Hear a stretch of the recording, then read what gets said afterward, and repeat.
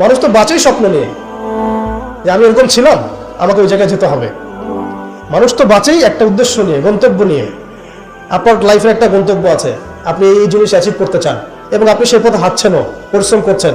আল্লাহ চাইতে একদিন আপনি অ্যাচিভ করবেন ইনশাআল্লাহ। কিন্তু যার লাইফে কোনো গোলই নেই, তাদের কি হবে? উম্মাহ আজকে এরকম একটা অবস্থায় আসছে। আমি এখানে আমভাবে সবার কথা বলছি না। যাদের স্বপ্ন দেখার তারা ঠিকই দেখছে, যাদের কাজ করার তারা ঠিকই করছে, তারা কেউ বসে নাই। যাদের জীবন দেওয়া তারা ঠিকই দিচ্ছে, যাদের প্রতিবাদ করার তারা ঠিকই করছে, যাদের জালেমের এগেইনস্টে দাঁড়ানো তারা দাঁড়াচ্ছে কিনা? সারা ওয়ার্ল্ডে যাদের এই জজবা আছে তারা ঠিকই কাজ করছে। আমি আমভাবে সবাইকে বোঝাই নাই, মেজরিটিকে বোঝাচ্ছি। তো যাদের কাজ করার তারা তো করছে, এবং যারা সফল হওয়ার তারা তো হবেই ইনশাআল্লাহ। আল্লাহ পাক যেন আমাদের প্রত্যেক বিশ্বের বিভিন্ন জায়গায় আমাদের যে ভাইয়েরা দিন প্রতিষ্ঠার জন্য কাজ করছেন, সবাইকে বিজয় দান করে নেন। এখন সময় আমাদের হাতে অল্প, আমি শেষ করবো এখান থেকে। এখানে আসেন, আমি যে কথাটা বলতে যাচ্ছিলাম যে সিরাতের আদলে নবী সাল্লাল্লাহু আলাইহি ওয়াসাল্লাম এইভাবে দাওয়াতের কাজ করার পরে সবর করে, ধৈর্য ধরে, প্রয়োজনে হিজরত করে, তারপরে আবার মদিনা রাষ্ট্র কায়েম করেছেন। তারপরে দাওয়াতের সাথে সাথে জিহাদ, কিতাল এগুলোর মধ্য দিয়ে তিনি পুরো মক্কা বিজয় করলেন, এবং মক্কা বিজয়ে এই যে ভিত্তি, এর উপর দাঁড়িয়ে পুরা আরব বিজয় হলো, এবং এই ভিত্তির উপর দাঁড়ায় 4 খলিফা 30 বছর শাসন করলেন, তাই না? তখন কি ইসলাম এরকম সংকুচিত অবস্থায় ছিল, দুর্বল অবস্থায় ছিল? মোটেই না। বরং স্পেন থেকে এদিকে চায়না পর্যন্ত, এইদিকে আফ্রিকা থেকে নিয়ে পুরো সিন্ধু পর্যন্ত এই পুরো জায়গাটা আমাদের ছিল। সুবহানাল্লাহ। চিন্তা করা যায়? চিন্তা করছেন একবার যে উমর রাদিয়াল্লাহু আনহু একটা এই খেজুরের বানানো মসজিদে বসে আছেন? ভাবা যায়? এই মাটির মধ্যে তিনি শুয়ে আছেন। রোমান সম্রাটের একজন দূত এসে দেখলো তিনি মাটিতে শুয়ে আছেন, দুপুরবেলা রেস্ট নিচ্ছেন। আর তার বাহিনী এদিকে পৌঁছে গেছে একেবারে শাম পর্যন্ত, এদিকে পৌঁছে গেছে পারস্য পর্যন্ত। ভাবা যায় এগুলা? ওসমান রাদিয়াল্লাহু আনহুর সময় একদম সাইপ্রাস দ্বীপপুঞ্জ থেকে শুরু করে বাকি সব বিজয় হয়েছে। উমাইয়াদের সময় দেখা গেছে একদম স্পেন থেকে নিয়ে এদিকে চায়না পর্যন্ত, আর বলো আফ্রিকা থেকে নিয়ে সিন্ধু পর্যন্ত বিজয় হয়েছে। আব্বাসীয়দের সময় হয়েছে। এইভাবে প্রায় 1250 বছর আমরা ওয়ার্ল্ডকে শাসন করছি। তখন একটা মুসলিম নারীর দিকে চোখ তুলে তাকানোর জরুরত করতো না। একটা মুসলিম ভাইকে অন্যভাবে করবে সাহসী কারো ছিল না, গায়ে টোকা দিবে এই সাহসী ছিল না। আজকে আমাদের চোখের সামনে বিগত 100 বছরে আমার তো মনে হয় মিনিমাম 10 কোটি মুসলমান হত্যা করা হয়েছে। মিনিমাম 10 কোটি মুসলমানকে হয়েছে বিগত 100 বছর। মানে একেবারে চিহ্নিত করে করে মারা হচ্ছে, ইস্যু তুলে তুলে মারা হচ্ছে। যখন কোনো ইস্যু নাই, সবাই শান্তিপূর্ণ অবস্থায় থাকতে চাচ্ছে, তখন জঙ্গি ইস্যু তৈরি করা হচ্ছে, কোন নাটক সাজানো হচ্ছে। আরে মারবি বা যুদ্ধ করবি তো ঘোষণা দিয়ে কর, লুকাচুরির কি আছে? মুসলিমদেরকে মারার জন্য ভারতে নতুন নতুন পায়তারা চলতেছে। এখন আমাদের এই ভাইরা তো বদ্ধ একটা জায়গায়। আপনারাই বলেন তারা কি করবে এখন? তারা মিশন নিছে, রাষ্ট্রীয়ভাবে মিশন নিছে মুসলিম লীগ দলের। এখন এই ভাইদের কোনো রাষ্ট্র নাই, কোনো জামা নাই, কোনো আমির নাই, কোনো এদাদ নাই, কোনো জিহাদের কোনো মানে ওখানে অবস্থাই নাই করার মতো তাদের, তাই না? ভিতরে কথা বলছি আমি, কাশ্মীরের কথা বলছি না। তাহলে এই ভাইরা এখন কি করবে? তো এই যে অবস্থা, এই অবস্থা কি মনে করছেন আমাদেরকে প্রভাবিত করবে না? অভ্যন্তরীণভাবে এখানে বাংলাদেশে আমরা বেশিরভাগ মুসলিম হলেও আমাদের আশেপাশে চতুর্দিকে ঘোরাফেরা করতেছে কুফফাররা, চতুর্দিকে ঘোরাফেরা করতেছে। আপনি কাকে বিশ্বাস করবেন? চায়নাকে বিশ্বাস করবেন? ভারতকে বিশ্বাস করবেন? নেপাল ভুটানকে বিশ্বাস করবেন? না মায়ানমারকে বিশ্বাস করবেন? আপনি যাবেন কোন দিকে? আমাদের প্রস্তুতিটা কি? আমাদের প্রিপারেশন কি? রাষ্ট্র কি প্রিপারেশন নিচ্ছে? আমার কথা হচ্ছে রাষ্ট্র নাকি যুদ্ধ করে? সবাই বলেন একটা কথা না, রাষ্ট্রের অধীনে যুদ্ধ। তো রাষ্ট্র কি প্রিপারেশন নিচ্ছে? রাষ্ট্রের সে ফিকির আছে কিনা? রাষ্ট্রের তো এই ফিকিরটুকু নাই যে রাষ্ট্রের মধ্যে ইসলামিক আইনগুলো বাস্তবায়িত হোক। এইটুকু ফিকির নাই তো আপনাদের। যারা ইলেকশন নির্বাচন গণতন্ত্র এগুলো করতেছেন, কার ফিকির আছে? আল্লাহর কসম করে বুকে হাত দিয়ে বলেন তো কার ফিকির আছে ক্ষমতায় গিয়ে আপনি আল্লাহর আইন বাস্তবায়ন করবেন? ইসলামপন্থী ভাইদের কথা বাদ দিচ্ছি, ইসলামপন্থী ভাইদের কথা বাদ দিলাম, আমি সেকুলারদের কথা বলছি, ডেমোক্রেটিকদের কথা বলছি। কারণ রাষ্ট্র চলে আসছে এইভাবেই। আর যারা ফিকির করছেন ইসলাম নিয়ে আমি যাব, ওখানে গিয়ে এটা করবো, এটা আপনি ডেমোক্রেটিক সিস্টেমে করতে পারবেন না। আপনাকে সিস্টেমটা সরাই ফেলতে হবে। গণতন্ত্র বলে কোনো শব্দই রাখা যাবে না, তারপরে শরিয়া কায়েম করতে পারবে। শরিয়া আর গণতন্ত্র একসাথে থাকতে পারে না। শরিয়া, গণতন্ত্র, ধর্মনিরপেক্ষতাবাদ, কমিউনিজম এগুলো একসাথে থাকতে পারে না।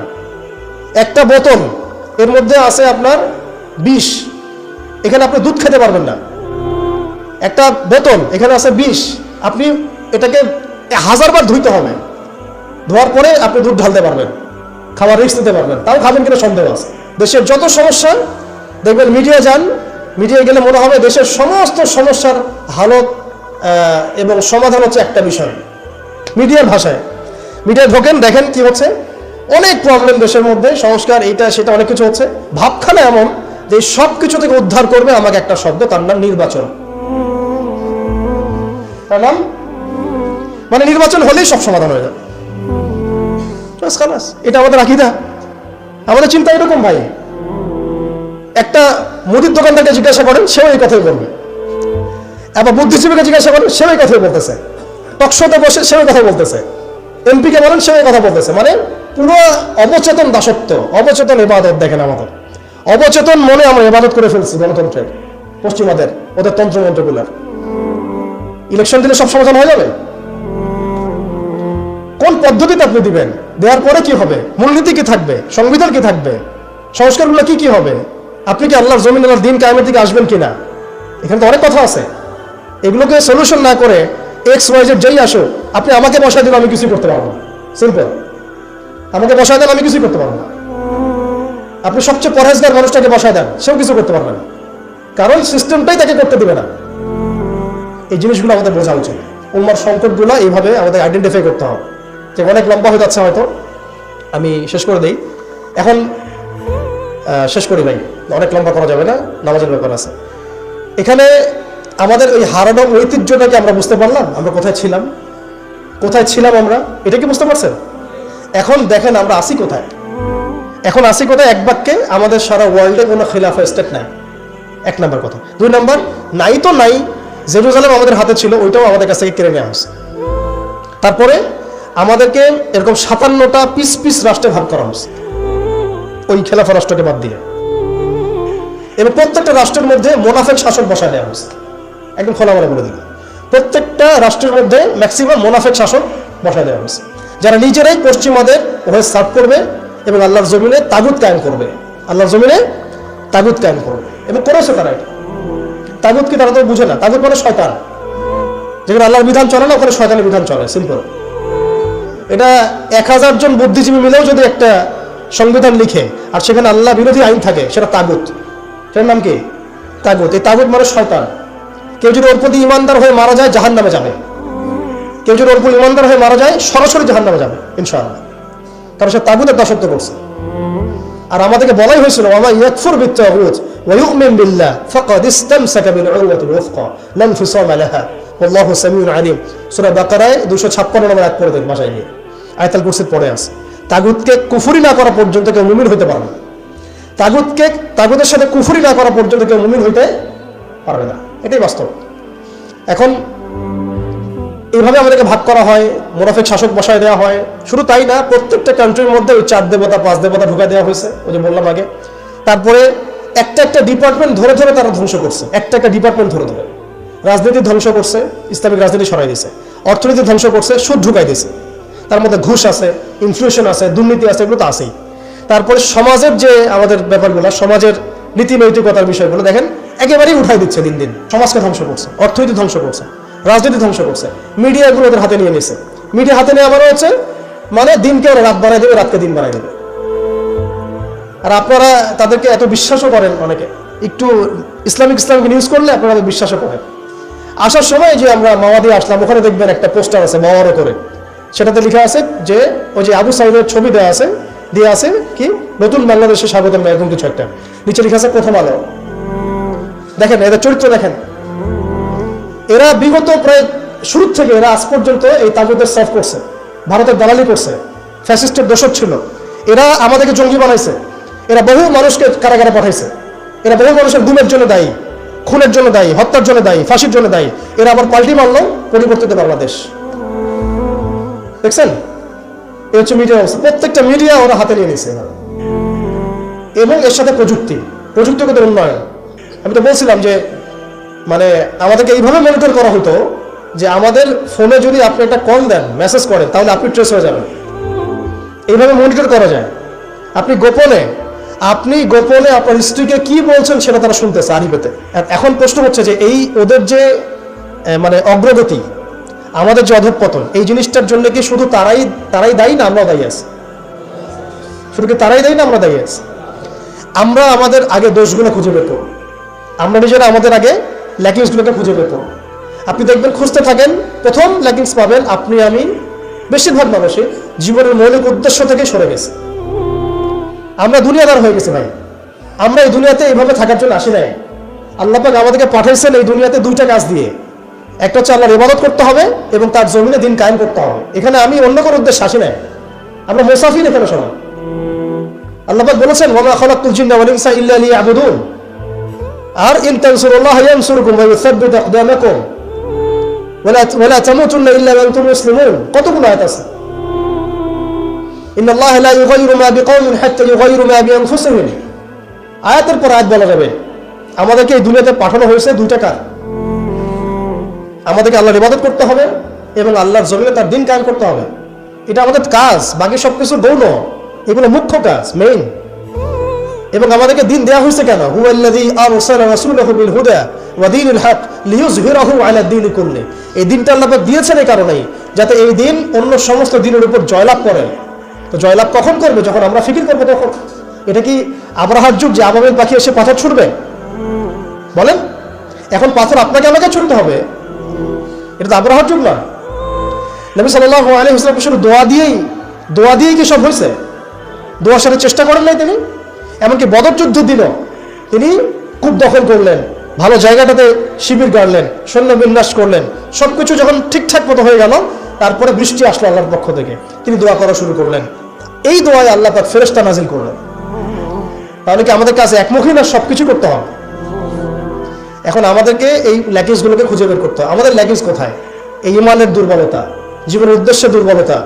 আমরা দুনিয়াদার হয়ে গেছি, ভোগবিলাসী হয়ে গেছি, আমরা আমাদের ঐতিহ্য ভুলে গেছি, আমাদের শেকড় ভুলে গেছি, আমলে ঘাটতি হয়ে গেছে, হারাম ঘর হয়ে গেছি, আমরা জেনাকার হয়ে গেছি, আমরা ফ্রি মিক্সিং করতেছি, পরকীয়া করতেছি, ঘুষ খাচ্ছি, দুর্নীতি করতেছি, সুদ খাচ্ছি। আমরা করতেছি এগুলো পশ্চিমরা করতেছে না। আমাদের ল্যাকিংসগুলোকে আমাদেরকে দূর করতে হবে। ইলমের ঘাটতি হচ্ছে, আমলের ঘাটতি হচ্ছে, আলেমদের সাথে সহমত নাই, তাসকিয়া নাই, পড়াশোনা নাই। কি করতেছি ভাই আমরা? আসলে কি জন্য আসছি আর কি করতেছি? এইখান থেকে ভবিষ্যৎটা হচ্ছে এই যে ইনশাআল্লাহ এই দিন বিজয় লাভ করবেই। আমরা নবী মুহাম্মদ সাল্লাল্লাহু আলাইহি ওয়াসাল্লামের জীবনী থেকে দেখতে পাচ্ছি যে এমন একটা সময় আজকে থেকে প্রায় 1400 বছর আগে চলে গেছে, যে সমাজটা একদম আইয়ামে জাহিলিয়াতে পরিপূর্ণ ছিল।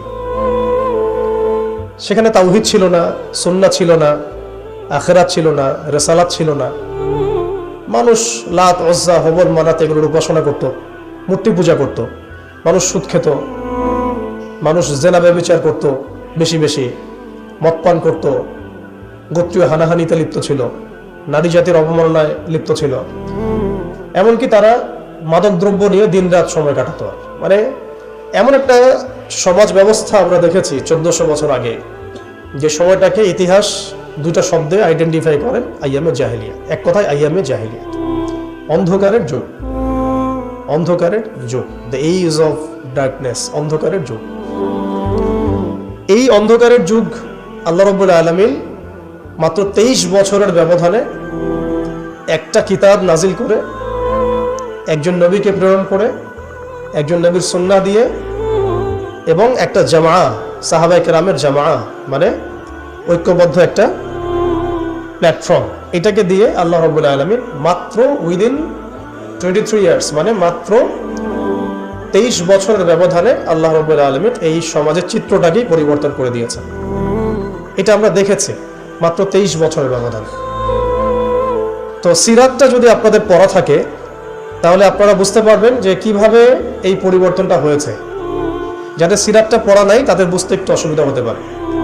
এই কারণে আমি আপনাদেরকে পরামর্শ দিই, যেভাবে আপনারা কোরআন শেখেন, যেভাবে হাদিসকে গুরুত্ব দিয়ে পড়েন, ঠিক সেইভাবেই নবী মুহাম্মদ সাল্লাল্লাহু আলাইহি ওয়াসাল্লামের পবিত্র জীবনীটাকে শুরু থেকে শেষ পর্যন্ত পড়ে শেষ করতে হবে।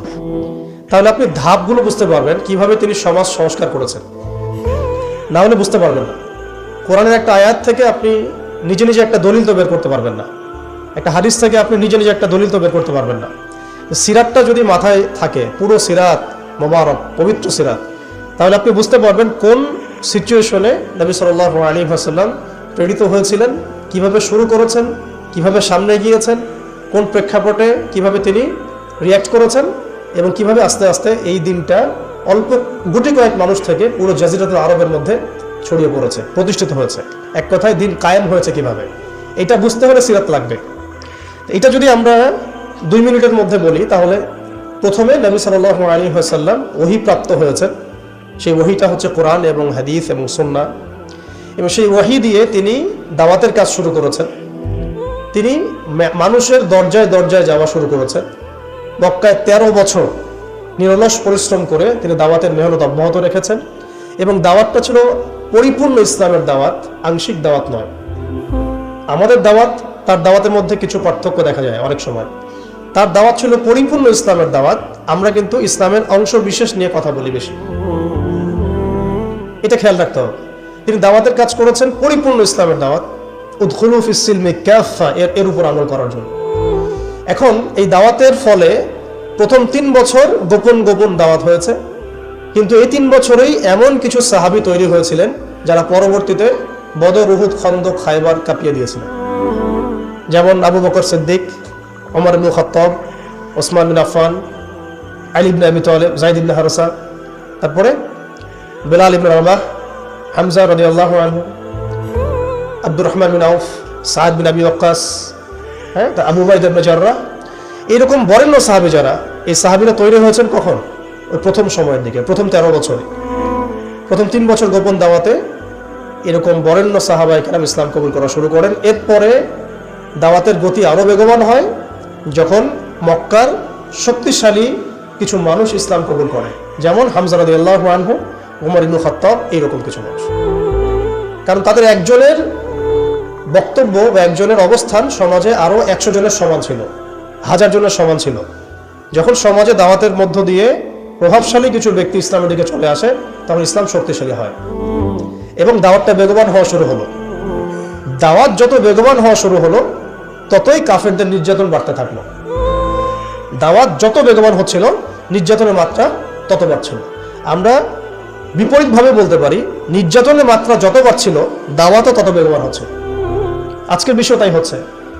ইসলামকে মুছে ফেলার যত চেষ্টা করা হচ্ছে, ইসলাম ততই ছড়িয়ে পড়ছে, আলহামদুলিল্লাহ। তো এই বিষয়গুলো সিরাত থেকে দেখবেন সব মিলে যাবে। ওই যে আইয়ামে জাহিলিয়াতের বর্ণনা দিলাম, এখনকার বিশ্বে এই প্রত্যেকটা জাহিলিয়াত মজুদ আছে। প্রথমে যে আইয়ামে জাহিলিয়াতের যে খাসলতগুলো বললাম, সেগুলো এখনকার বিশ্বে শতভাগ মজুদ আছে। এটা অনেক লম্বা আলোচনা। এখন তো মানুষ সরাসরি মুসলিমরা লাত, ওজ্জা, হবল, মানাতের ইবাদত না করলেও অদৃশ্য কিছু শিরকি মতবাদের ইবাদত করে, যেমন গণতন্ত্র, যেমন কমিউনিজম, ধর্মনিরপেক্ষতাবাদ, তারপরে জাতীয়তাবাদ, তারপরে এথিজম, নাস্তিকতা, এগুলো কিছু পশ্চিমা মতবাদ। এগুলো দেখা যায় না, ছোঁয়া যায় না, ভার্চুয়াল, ইনভিজিবল, কিন্তু এগুলো একটা আদর্শ। যে আদর্শগুলোর মধ্যে কুফর আছে, শিরক আছে, হারাম আছে, তাগুত আছে। সরাসরি মূর্তির সামনে সেজদা না করলেও অবচেতনভাবে মুসলিমরা আজকে এই মতবাদগুলোর পূজা করতেছে। এটাও শিরকের মধ্যেই পড়ছে, আংশিক হলেও। কোনো কোনো ক্ষেত্রে যদি আকীদা ঠিক না থাকে, তাহলে পরিপূর্ণ শিরক হবে। এখন কথা হচ্ছে, এটা গেল মুসলমানদের অবস্থা। অমুসলিমরা তো মূর্তি পূজা করছেই।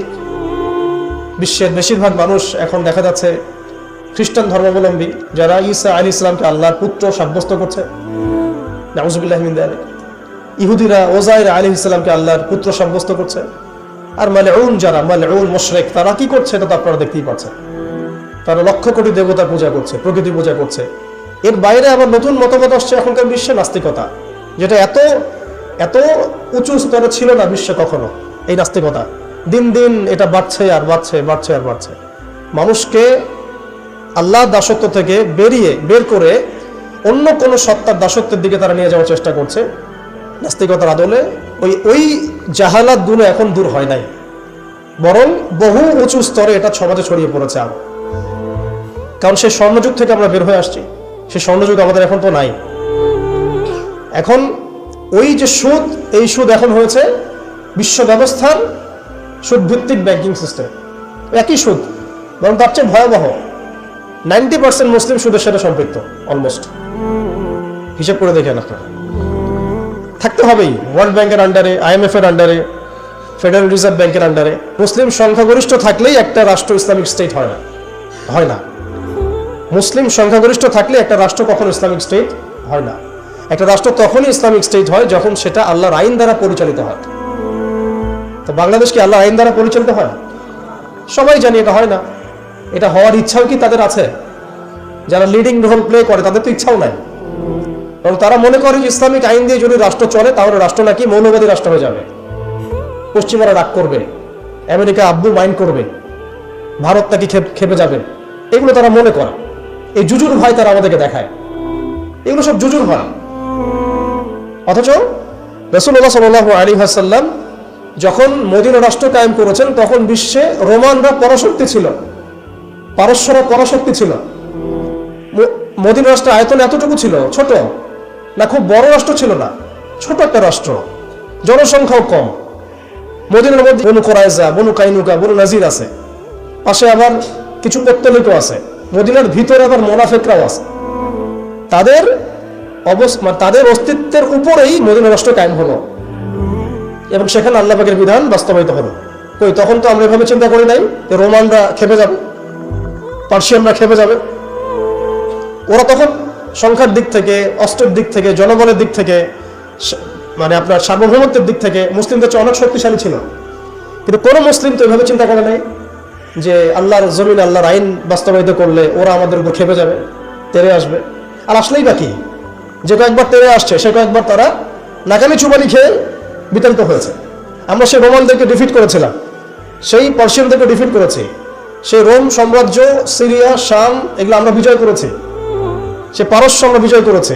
যারা আমাদের এগেনস্টে দাঁড়ানোর চেষ্টা করেছে আল্লাহ পাক ধুলা মারি উড়িয়ে দিয়েছিল। কই, তখন তো আমাদেরকে এত নেগেটিভ চিন্তা করতে হয় নাই, ব্যাকফুট চিন্তা করতে হয় নাই। এখন হয় কেন? বিকজ আমরা সেই ঈমান, সেই তাকওয়া, সেই আকীদা, সেই আমল, সেই মানহাজের মধ্যে নাই। As simple as that. আমরা এখন সেই অবস্থায় নাই, ঈমানের দিক থেকে, আমলের দিক থেকে, তাসকিয়ার দিক থেকে, জামার দিক থেকে। সবচেয়ে বড় কথা হচ্ছে দিন পালনের দিক থেকে, দিন বোঝা এবং পালন করার দিক থেকে আমরা ওই জায়গায় নাই। আমরা দেখুন দিন পালন করছি আংশিক, যতটুকু আমার পক্ষে পসিবল হচ্ছে আংশিক। বুফের মতো আমরা মনে করছি, যেটা ইচ্ছা নিব, যেটা ইচ্ছা নিব না। দিন তো বুফে না। উদখুলু ফিস-সিলমি কাফা মানে হচ্ছে দিনে আমাকে পরিপূর্ণরূপে প্রবেশ করতে হবে। যখন যেটা আমার সামনে আসবে আমাকে সেটা করতে হবে। ফরজ হয়েছে নামাজ পড়তে হবে, যাকাত ফরজ হলে যাকাত দিতে হবে, হজ ফরজ হলে হজ করতে হবে। আমার এখানে অপশনাল কোনো থিঙ্কিং এর তো সুযোগ নাই। পর্দা ফরজ হলে পর্দা করতে হবে, ইভেন জিহাদ ফরজ হলে জিহাদও করতে হবে। যেটা ফরজ হবে সেটা করতে হবে, যেটা ওয়াজিব সেটা করতে হবে, যেটা সুন্নাহ সেটা আমল করতে হবে। এখানে তো আমার অপশন নাই যে আল্লাহ আমি পর্দাটুকু বাদ দিয়ে দাও আমার জন্য, নাউজুবিল্লাহ, আমার জন্য মদটাকে হালাল করে দাও, নাউজুবিল্লাহ, আমার জন্য জেনাকে হালাল করে দাও, নাউজুবিল্লাহ। এটা কি সম্ভব? কিন্তু আমরা এই সিস্টেমগুলোর মধ্য দিয়ে আল্লাহর হালালকে হারাম করছি, হারামকে হালাল করছি। তো আমি বলছিলাম ওই জাহালাতের এই না সুদভিত্তিক সিস্টেম দূর হয়েছে, আর না সেই মাদক দূর হয়েছে, আর না সেই শিরক দূর হয়েছে, আর না গোত্রীয় হানাহানি দূর হয়েছে। গোত্রীয় হানাহানি কি দূর হয়েছে? না। এখন হানাহানি গণতান্ত্রিক ভাষায় করলে জায়েজ, তাই না? গণতান্ত্রিক লেভেল দিয়ে হানাহানি, মারামারি, কাটাকাটি, মিছিল, মিটিং, শোডাউন, রাস্তায় কোপাকুপি সব জায়েজ। কিন্তু ইসলামের পরিভাষায় যদি আমরা জিহাদ ফি সাবিলিল্লাহ বলি তাহলে আটকে উঠে বাপরে বাপ কি অবস্থা, তাহলে মৌলবাদী, জঙ্গি, সন্ত্রাস। ছাত্ররা যা করেছিল জুলাইয়ে, এই কাজটার 10% যদি দাড়িটুপি বলাটা করতো তাহলে মনে হয় বাংলাদেশেও সব মসজিদ সিলগালা মেরে দিত, সব মাদ্রাসা সিলগালা করে দিত, তাই না? মানে গণতান্ত্রিক পরিভাষায় এই ফিতনাগুলো জায়েজ, তাই না? ফিতনা মানে পরীক্ষা, ফিতনা মানে সবকে কি পরীক্ষা, এই পরীক্ষাই তো আমরা। কিন্তু ইসলামিক পরিভাষা যদি আমরা ইবাদত বলি, ইসলামিক পরিভাষা একটা ইবাদত, সেটা নাজায়েজ হয়ে যাচ্ছে। আর গণতান্ত্রিক পরিভাষায় তথাকথিত এই গণতান্ত্রিক রাষ্ট্রে এবং গণতান্ত্রিক এই বিশ্বে এগুলোকে তারা জায়েজ করে নিয়েছে। এই সিস্টেমগুলো আমাদেরকে কখনোই সেই হারানো ঐতিহ্য ফিরাই দিবে না। এই সিস্টেমগুলোর মধ্য দিয়েও কখনো ইসলাম কায়েম করা সম্ভব নয়। আপনারা আরো 100 বছর ট্রাই করেন, 100 বছর পরে হলেও বুঝবেন। যদি হতো 100 বছর আগেই হইতো। আরো 100 বছর ট্রাই করেন, তারপরেও যদি আক্কেল হয়। এই সিস্টেমগুলো তৈরি করা হয়েছে আমাদেরকে ওদের দাস বানানোর জন্য। আমরা যদি সংখ্যাগরিষ্ঠ আসনে সংসদেও যাই, তবুও একটা বৈশ্বিক সিদ্ধান্ত নেওয়ার জন্য আমাকে জাতিসংঘের দ্বারস্থ হতে হবে। ও যদি আমাকে পারমিশন দেয় তাহলে আপনি করতে পারবেন, না দিলে করতে পারবেন না। ওয়ার্ল্ড ব্যাংক লোন দিলে খাইতে পারবেন, না হলে খাইতে পারবেন না। ফেডারেল রিজার্ভ আপনাকে লোন দিলে খাইতে পারবেন, না হলে খাইতে পারবেন না। তোমরা কারা আমাদেরকে খাওয়াবো? তোমরা কারা? তোমাদের কাছে কিসের পারমিশনের দরকার আছে আমাদের? রোমানদের কাছে কি নবী সাল্লাল্লাহু আলাইহি ওয়াসাল্লাম পারমিশন চাইছিলেন নাকি? পার্সিয়ানদের কাছে ওই যুগে তিনি পারমিশন চাইছেন নাকি? আমাদের স্টেট, আমাদের জমিন, আমাদের দিন, আমাদের রাষ্ট্র, তুমি কি আমাদেরকে এগুলো বলা? তোমাদেরকে কে অথরিটি দিছে সারা বিশ্বের মোড়লগুলি করতে? কে তোমাকে বলছে যে আমেরিকা হচ্ছে পৃথিবীর মানে রুলিং স্টেট? এই আইডেন্টিটি তোমাকে কে দিছে? সেই বিশ্বকে শাসন করবে এই অধিকার তাকে কে দিছে? ইসরায়েল বিশ্বকে শাসন করবে এই অধিকার ওকে কে দিছে? কে দিছে এই অধিকার ওদেরকে? সে যেখানে ইচ্ছা তারা মুসলিমদেরকে মারবে, যেখানে ইচ্ছা আমাদের পণ্যগুলো তারা ধ্বংস করবে, আমাদের মাদেরকে ধর্ষণ করবে, বোনদেরকে রেপ করবে, আমাদের বাচ্চাদেরকে বোম মারবে, হাসপাতালে বোম মারবে। এবং এগুলো সবকিছু অপরাধ করার পরেও তাদের সামান্য ন্যূনতম সাফাইটুকু থাকবে না যে আমরা একটা অন্যায় করছি। বরং তারা উল্টা বলবে আমরা হিউম্যানিটি, গণতন্ত্র এবং শান্তি প্রতিষ্ঠার জন্য কাজগুলো করছে। এরপরে আমাদের চোখ খুলে না যে এই বিশ্বের মধ্যে আমাদের শত্রু কারা। এরপরে ওদের বানানো তন্ত্রমন্ত্রের মধ্যেই আমরা হাবুডুবু খাচ্ছি। 1400 বছর আগে নবী মুহাম্মদ সাল্লাল্লাহু আলাইহি ওয়াসাল্লাম যে ইনসাফ, যে ঈমান, আদালত, আমানত, ইসলামিক স্টেট, শরিয়া, ইমারা, খিলাফা কায়েম করে দিয়ে গেলেন। তারপরে 1200 বছর তো আমরা বিশ্ব চালাইছি। কত বছর? 1200 বছর। এই 1200 বছর আমরা বিশ্বকে চালাইছি। ওরা আমাদের রাষ্ট্রে থাকতো কর দিয়ে, জিজিয়া দিয়ে থাকতো। ওরা আমাদের রাষ্ট্রে জিজিয়া দিয়ে থাকতো। আমাদের ব্যাক টু ব্যাক জিহাদ হয়েছে ওদের সাথে, জিহাদ হয়েছে, কিতাল হয়েছে, ক্রুসেড হয়েছে। কখনো তো আমরা এরকম করে চিন্তা করি নাই। এটা নতুন ওয়ার্ল্ড অর্ডার আসছে। বিগত 200, 250, 300 বছর থেকে বিশ্বে একটা নতুন ওয়ার্ল্ড অর্ডার নিয়ে আসছে তারা। এবং এই ওয়ার্ল্ড অর্ডারটা তারা কায়েম করেছে একটা উদ্দেশ্যে, সেটা হচ্ছে তারা এই বাইতুল মুকাদ্দাস এবং হোলি ল্যান্ড, পবিত্র ভূমিটাকে লিবারেট করতে চায় এবং সেখান থেকে তারা দাজ্জালের শাসন কায়েম করতে চায়। বাস, খালাস, আর কিচ্ছু নাই। বিশ্বের যা কিছু হচ্ছে এটা কোনো না কোনোভাবে এর সাথে সম্পৃক্ত। ওদের জাতিসংঘ তৈরি করা, ওদের এই ব্যাংকিং সিস্টেম, ওদের এই পলিটিক্যাল সিস্টেমগুলা, খিলাফাকে ধ্বংস করা, মুসলিমদেরকে এইভাবে টুকরা টুকরা করে বিভক্ত করে ফেলা, মুসলিমদেরকে নিধন করা, ওদের সামরিক যে উন্নতি, হ্যাঁ, ওদের জনসংখ্যা, ওদের যে প্রযুক্তিগত উন্নয়ন, সব কিছু দেখবেন আস্তে আস্তে আস্তে আস্তে ওই বাইতুল মুকাদ্দাসে গিয়ে থাকবে। ওরা চায় ওই জায়গা থেকে বিশ্বকে শাসন করতে। ওরা চায় ওই জায়গা থেকে বিশ্বকে শাসন করতে। এবং ইসরায়েল নিজস্ব একটা রাষ্ট্র না, একটা প্রক্সি রাষ্ট্র। তাকে জন্ম দিয়েছে ব্রিটেন, তাকে জন্ম দিয়েছে ব্রিটেন, ওকে ভরণ পোষণ দিয়েছে ব্রিটেন। তারপরে ওকে আজকে বড় করেছে, যৌবনে নিয়ে আসছে আমেরিকা, পশ্চিমারা। খালাস, ও একা কিছু ছিল না। কি উদ্দেশ্যে? কারণ তারা তাদের যে গন্তব্য সেটা সম্পর্কে সচেতন। তারা তাদের ধর্মগ্রন্থে এখনো লেখা আছে যে তালমুদ নামক কিতাবে যে শেষ জামানায় ওদের একজন মিসায়া আসবে। মিসায়া, আমরা বলি মাসিহ, তারা বলে মিসায়া। যে মিসায়া আসলে পরে তারা জেরুজালেম থেকে পুরো বিশ্বকে শাসন করবে। জেরুজালেম এক্স্যাক্টলি নাই, আসছে হোলি ল্যান্ড। তো হোলি ল্যান্ডের কেন্দ্র তো জেরুজালেমই আর কি। সেই হিসেবে বললাম হোলি ল্যান্ডটা কি মিশরের নীলনদ থেকে ইরাকের ইউফ্রেটিস নদী পর্যন্ত, মিশর থেকে ইরাক, এই পুরো জায়গাটা ওরা উন্মুক্ত করতে চায়। করতেছে কিনা? করতেছে কিনা? একটু একটু একটু একটু করে তারা এই মিশনের দিকে হেঁটে যাচ্ছে। এবং যারাই ওদের পথে বাধা দেবে তাদেরকে তারা ধ্বংস করে দেবে। আরবের মুনাফিকরা এমনি তাদের তাবেদার হয় নাই, কারণ ওদেরকে তারা এই ভয়, জুজুর ভয় রেখে দিয়েছে। বিশ্বাস করেন এই FBI, তারপর CIA, বাকি যারা যারা ওদের গোয়েন্দা সংস্থারা আছে, এরা সবাই কোনো না কোনোভাবে আরবকে নিয়ন্ত্রণ করছে। শুধু তাই না, ওদের আদলে প্রত্যেকটা সেকুলার মুসলিম কান্ট্রিকে সাজানো হচ্ছে। ওই ধাঁচেই সামরিক বাহিনীগুলো কাজ করছে। তাদের মিশন আমরা সার্ভ করতেছি, তাদের মিশন মুসলিমরা সার্ভ করতেছে।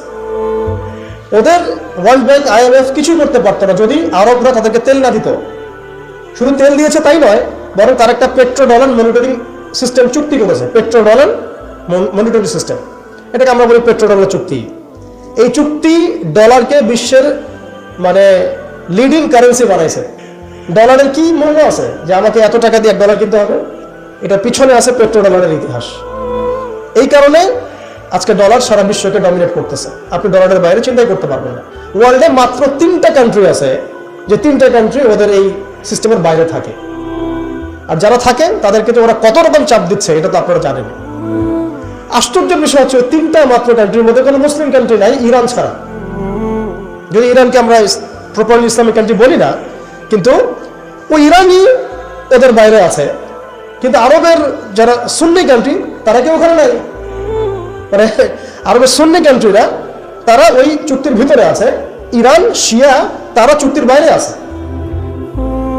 তাহলে আমরা কোথায় শিক্ষা নিলাম? আমি এখানে ইরানের প্রশংসা করছি না, ইরানের কাছে আশা করার কিছু নাই। যত কিছুই বলুক আমি পারমাণবিক বোম মেরে দেবো, এই করবো সেই করবো, কিছুই করবে না। করলে আগে করতো ইল্লা মাশাআল্লাহ। কথা হচ্ছে জানেন, ওই 3টা কান্ট্রির মধ্যে উত্তর কোরিয়া আছে। উত্তর কোরিয়ার মতো ছোট্ট একটা রাষ্ট্র, সে এই ওদের বলয় থেকে বেরিয়ে থাকতে পারে। আমাদের সাহস হয় না। আমাদের 57টা কান্ট্রি, কোটি কোটি জনগণ, খনিজ সম্পদ, তেল গ্যাস আর কি নাই, জনবল, সামরিক বাহিনী, প্রযুক্তি, ম্যান পাওয়ার সবই আছে। আমি বললাম শুধু ওই সিরাতের আদলে হাঁটি নাই, সিরাতের শিক্ষা থেকে আমরা শিক্ষা নেই নাই, ওই জাজবা ওই ইমান আমাদের মধ্যে থেকে চলে গেছে। আমরা ওই স্বপ্ন দেখাই বন্ধ করে দিয়েছি যে আমরা একসময় বিশ্বকে শাসন করতাম। এই স্বপ্নটা দেখাই বন্ধ হয়ে গেছে। মানুষ তো বাঁচেই স্বপ্ন নিয়ে যে আমি এরকম ছিলাম, আমাকে ওই জায়গায় যেতে হবে। মানুষ তো বাঁচেই একটা উদ্দেশ্য নিয়ে, গন্তব্য নিয়ে। আপনার লাইফের একটা গন্তব্য আছে, আপনি এই জিনিস অ্যাচিভ করতে চান এবং আপনি সেই পথে হাঁটছেনও, পরিশ্রম করছেন। আল্লাহ চাইতে একদিন আপনি অ্যাচিভ করবেন ইনশাআল্লাহ। কিন্তু যার লাইফে কোনো গোলই নাই, তাদের কি হবে? উম্মাহ আজকে এরকম একটা অবস্থায় আসছে। আমি এখানে আমভাবে সবার কথা বলছি না। যাদের স্বপ্ন দেখার তারা ঠিকই দেখছে, যাদের কাজ করার তারা ঠিকই করছে, তারা কেউ বসে নাই। যাদের জীবন দেওয়া তারা ঠিকই দিচ্ছে, যাদের প্রতিবাদ করার তারা ঠিকই করছে, যাদের জালেমের এগেইনস্টে দাঁড়ানো তারা দাঁড়াচ্ছে কিনা? সারা ওয়ার্ল্ডে যাদের এই জাজবা আছে তারা ঠিকই কাজ করছে। আমি আমভাবে সবাইকে বোঝাই নাই, মেজরিটিকে বোঝাচ্ছি। তো যাদের কাজ করার তারা তো করছে এবং যারা সফল হওয়ার তারা তো হবেই ইনশাআল্লাহ। আল্লাহ পাক যেন আমাদের প্রত্যেক বিশ্বের বিভিন্ন জায়গায় আমাদের যে ভাইয়েরা দিন প্রতিষ্ঠার জন্য কাজ করছেন সবাইকে বিজয় দান করে নেন। এখন সময় আমাদের হাতে অল্প, আমি শেষ করবো এখান থেকে। এখানে আসেন, আমি যে কথাটা বলতে যাচ্ছিলাম যে সিরাতের আদলে নবী সাল্লাল্লাহু আলাইহি ওয়াসাল্লাম এইভাবে দাওয়াতের কাজ করার পরে সবর করে, ধৈর্য ধরে, প্রয়োজনে হিজরত করে, তারপরে আবার মদিনা রাষ্ট্র কায়েম করেছেন। তারপরে দাওয়াতের সাথে সাথে জিহাদ, কিতাল এগুলোর মধ্য দিয়ে তিনি পুরো মক্কা বিজয় করলেন এবং মক্কা বিজয়ে এই যে ভিত্তি এর উপর দাঁড়িয়ে পুরো আরব বিজয় হলো এবং এই ভিত্তির উপর দাঁড়ায় 4 খলিফা 30 বছর শাসন করলেন। তাই না? তখন কি ইসলাম এরকম সংকুচিত অবস্থায় ছিল, দুর্বল অবস্থায় ছিল? মোটেই না। বরং স্পেন থেকে এদিকে চায়না পর্যন্ত, এইদিকে আফ্রিকা থেকে নিয়ে পুরো সিন্ধু পর্যন্ত এই পুরো জায়গাটা আমাদের ছিল। সুবহানাল্লাহ। চিন্তা করা যায়? চিন্তা করছেন একবার যে উমর রাদিয়াল্লাহু আনহু একটা এই খেজুরের বানানো মসজিদে বসে আছেন? ভাবা যায়? এই মাটির মধ্যে তিনি শুয়ে আছেন। রোমান সম্রাটের একজন দূত এসে দেখলো তিনি মাটিতে শুয়ে আছেন, দুপুরবেলা রেস্ট নিচ্ছেন। আর তার বাহিনী এদিকে পৌঁছে গেছে একেবারে শাম পর্যন্ত, এদিকে পৌঁছে গেছে পারস্য পর্যন্ত। ভাবা যায় এগুলা? ওসমান রাদিয়াল্লাহু আনহুর সময় একদম সাইপ্রাস দ্বীপপুঞ্জ থেকে শুরু করে বাকি সব বিজয় হয়েছে। উমাইয়াদের সময় দেখা গেছে একদম স্পেন থেকে নিয়ে এদিকে চায়না পর্যন্ত, আর বললো আফ্রিকা থেকে নিয়ে সিন্ধু পর্যন্ত বিজয় হয়েছে। আব্বাসীয়দের সময় হয়েছে। এইভাবে প্রায় 1250 বছর আমরা ওয়ার্ল্ডকে শাসন করছি। তখন একটা মুসলিম নারীর দিকে চোখ তুলে তাকানো জরুরত কেউ করতো না। একটা মুসলিম ভাইকে অন্যভাবে করবে সাহসই কারো ছিল না, গায়ে টোকা দিবে সাহসই ছিল না। আজকে আমাদের চোখের সামনে বিগত 100 বছরে আমার তো মনে হয় মিনিমাম 10 কোটি মুসলমান হত্যা করা হয়েছে। মিনিমাম 10 কোটি মুসলমানকে হচ্ছে বিগত এই 100 বছর। মানে একেবারে চিহ্নিত করে করে মারা হচ্ছে, ইস্যু তুলে তুলে মারা হচ্ছে। যখন কোনো ইস্যু নাই, সবাই শান্তিপূর্ণ অবস্থায় থাকতে যাচ্ছে, তখন জঙ্গি ইস্যু তৈরি করা হচ্ছে, কোন নাটক সাজানো হচ্ছে। আরে মারবি বা যুদ্ধ করবি তো ঘোষণা দিয়ে কর, লুকাচুরির কি আছে? মুসলিমদেরকে মারার জন্য ভারতে নতুন নতুন পায়তারা চলতেছে। এখন আমাদের এই ভাইরা তো বদ্ধ একটা জায়গায়। আপনারাই বলেন তারা কি করবে এখন? তারা মিশন নিছে, রাষ্ট্রীয়ভাবে মিশন নিছে মুসলিম লীগ দলের। এখন এই ভাইদের কোনো রাষ্ট্র নাই, কোনো জামা নাই, কোনো আমির নাই, কোনো এদাদ নাই, কোনো জিহাদের কোনো মানে ওখানে অবস্থাই নাই করার মতো তাদের, তাই না? ভিতরে কথা বলছি আমি, কাশ্মীরের কথা বলছি না। তাহলে এই ভাইরা এখন কি করবে? এই যে অবস্থা, এই অবস্থা কি মনে করছেন আমাদেরকে প্রভাবিত করবে না? অভ্যন্তরীণভাবে এখানে বাংলাদেশে আমরা বেশিরভাগ মুসলিম হলেও আমাদের আশেপাশে চতুর্দিকে ঘোরাফেরা করতেছে কুফাররা, চতুর্দিকে ঘোরাফেরা করতেছে। আপনি কাকে বিশ্বাস করবেন? চায়নাকে বিশ্বাস করবেন? ভারতকে বিশ্বাস করবেন? নেপাল ভুটানকে বিশ্বাস করবেন? না মায়ানমারকে বিশ্বাস করবেন? আপনি যাবেন কোন দিকে? আমাদের প্রস্তুতিটা কি? আমাদের প্রিপারেশন কি? রাষ্ট্র কি প্রিপারেশন নিচ্ছে? আমার কথা হচ্ছে রাষ্ট্র নাকি যুদ্ধ করে? সবাই বলেন একটা কথা না, রাষ্ট্রের অধীনে যুদ্ধ। তো রাষ্ট্র কি প্রিপারেশন নিচ্ছে? রাষ্ট্রের সে ফিকির আছে কিনা? রাষ্ট্রের তো এই ফিকিরটুকু নাই যে রাষ্ট্রের মধ্যে ইসলামিক আইনগুলো বাস্তবায়িত হোক, এইটুকু ফিকির নাই তো আপনাদের। যারা ইলেকশন নির্বাচন গণতন্ত্র এগুলো করতেছেন, কার ফিকির আছে? আল্লাহর কসম করে বুকে হাত দিয়ে বলেন তো কার ফিকির আছে ক্ষমতায় গিয়ে আপনি আল্লাহর আইন বাস্তবায়ন করবেন? ইসলামপন্থী ভাইদের কথা বাদ দিচ্ছি, ইসলামপন্থী ভাইদের কথা বাদ দিলাম, আমি সেকুলারদের কথা বলছি, ডেমোক্রেটিকদের কথা বলছি। কারণ রাষ্ট্র চলে আসছে এইভাবেই। আর যারা ফিকির করছেন ইসলাম নিয়ে আমি যাব, ওখানে গিয়ে এটা করবো, এটা আপনি ডেমোক্রেটিক সিস্টেমে করতে পারবেন না। আপনাকে সিস্টেমটা সরাই ফেলতে হবে। গণতন্ত্র বলে কোনো শব্দই রাখা যাবে না, তারপরে শরিয়া কায়েম করতে পারবেন। শরিয়া আর গণতন্ত্র একসাথে থাকতে পারে না।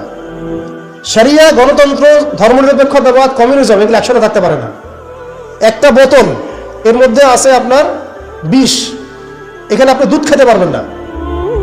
একটা বোতল, এখানে আছে বিষ, আপনি এটাকে 1000 বার ধুইতে হবে, ধোয়ার পরে আপনি দুধ ঢালতে পারবেন, খাবার রিস্ক নিতে পারবেন। তাও খাবেন কিনা সন্দেহ আছে।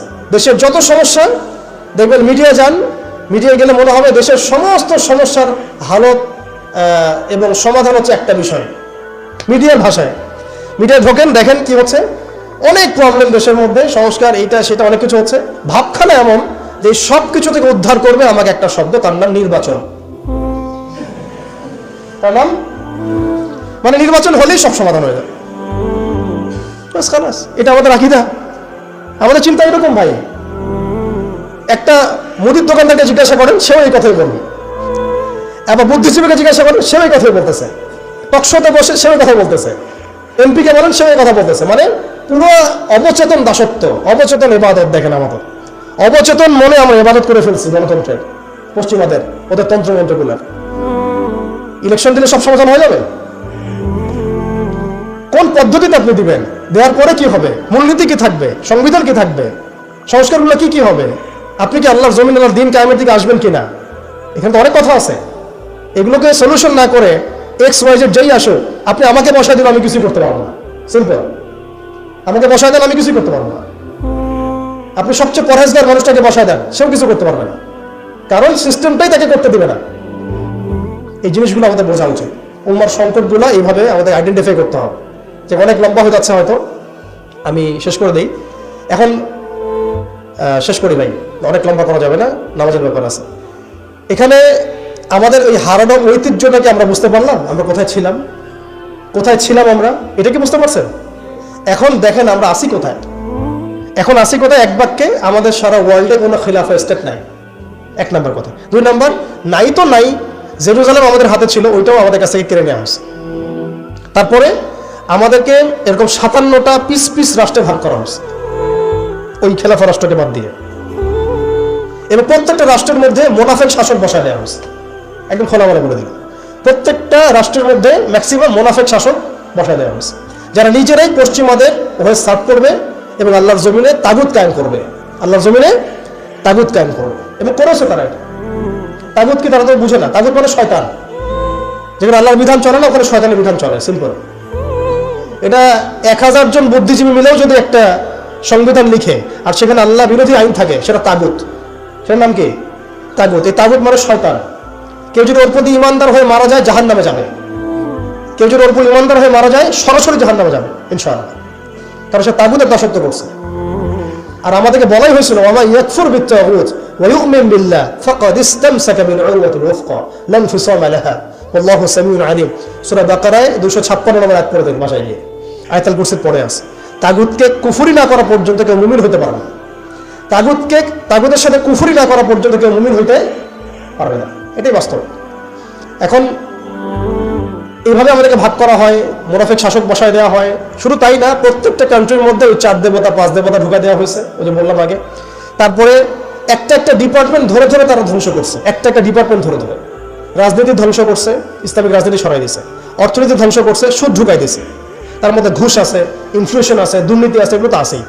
তারপরে সমাজের যে আমাদের ব্যাপারগুলো, সমাজের নীতি নৈতিকতার বিষয়গুলো দেখেন একেবারেই উঠাই দিচ্ছে দিন দিন। সমাজকে ধ্বংস করছে, অর্থনীতি ধ্বংস করছে, রাজনীতি ধ্বংস করছে, মিডিয়া এগুলো ওদের হাতে নিয়ে নিছে।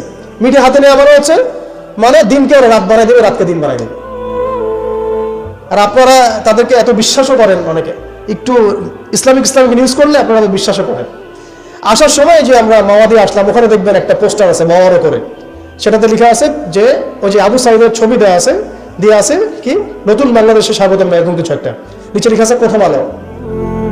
দেখেন এদের চরিত্র দেখেন, এরা বিগত প্রায় শুরু থেকে এরা আজ পর্যন্ত এই তাগুতের সার্ভ করছে, ভারতের দালালি করছে, ফ্যাসিস্টের দোষক ছিল। এরা আমাদেরকে জঙ্গি বানাইছে, এরা বহু মানুষকে কারাগারে পাঠাইছে, এরা বহু মানুষের গুমের জন্য দায়ী, খুনের জন্য দায়ী, হত্যার জন্য দায়ী, ফাঁসির জন্য দায়ী। এরা আবার পাল্টি মারলো পরিবর্তিত বাংলাদেশ। দেখছেন, এই হচ্ছে মিডিয়া অবস্থা। প্রত্যেকটা মিডিয়া ওরা হাতে নিয়ে নিয়েছে, এবং এর সাথে প্রযুক্তিগত উন্নয়ন। আমি তো বলছিলাম যে মানে আমাদেরকে এইভাবে মনিটর করা হতো যে আমাদের ফোনে যদি আপনি একটা কল দেন, মেসেজ করেন, তাহলে আপনি ট্রেস হয়ে যাবেন। এইভাবে মনিটর করা যায়। আপনি গোপনে আপনার স্ত্রীকে কি বলছেন সেটা তারা শুনতেছে আরিফেতে। এখন প্রশ্ন হচ্ছে যে এই ওদের যে মানে অগ্রগতি, আমাদের যে অধঃপতন, এই জিনিসটার জন্য কি শুধু তারাই দায়ী না আমরাও দায়ী আছি? শুধু কি তারাই দায়ী না আমরা দায়ী আছি? আমরা আমাদের আগে দোষগুলো খুঁজে বের করব, আমরা নিজেরা আমাদের আগে ল্যাকিংসগুলোকে খুঁজে বের করব।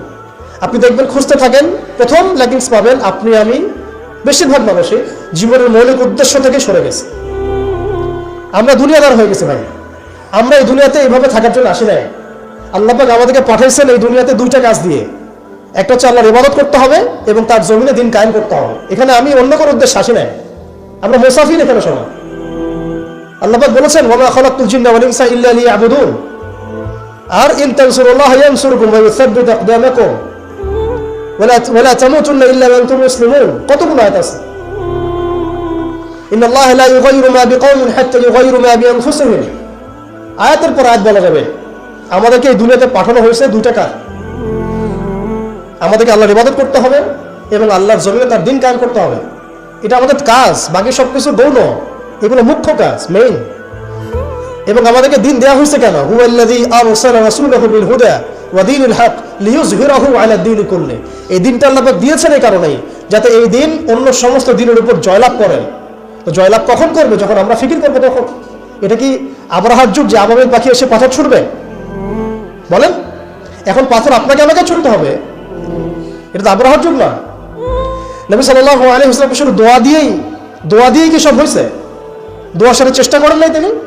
এমনকি বদর যুদ্ধের দিনও তিনি কূপ দখল করলেন, ভালো জায়গাটাতে শিবির গাড়লেন, সৈন্য বিন্যাস করলেন। সবকিছু যখন ঠিকঠাক মতো হয়ে গেল, তারপরে বৃষ্টি আসলো আল্লাহর পক্ষ থেকে, তিনি দোয়া করা শুরু করলেন। এই দোয়ায় আল্লাহ পাক ফেরেশতা নাজিল করলেন। তাহলে কি আমাদের কাছে একমুখী না সবকিছু করতে হবে? এখন আমাদেরকে এই ল্যাকিংসগুলোকে খুঁজে বের করতে হবে। আমাদের ল্যাকিংস কোথায়?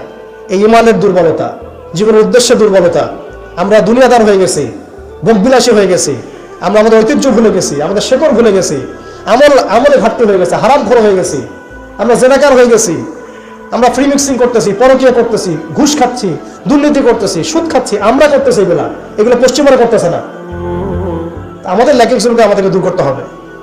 ইলমের ঘাটতি হচ্ছে, আমলের ঘাটতি হচ্ছে, আলেমদের সাথে সোহবত নাই, তাসকিয়া নাই, পড়াশোনা নাই।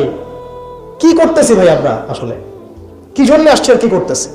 এখান থেকে ভবিষ্যৎটা হচ্ছে এই যে ইনশাআল্লাহ এই দিন বিজয় লাভ করবেই।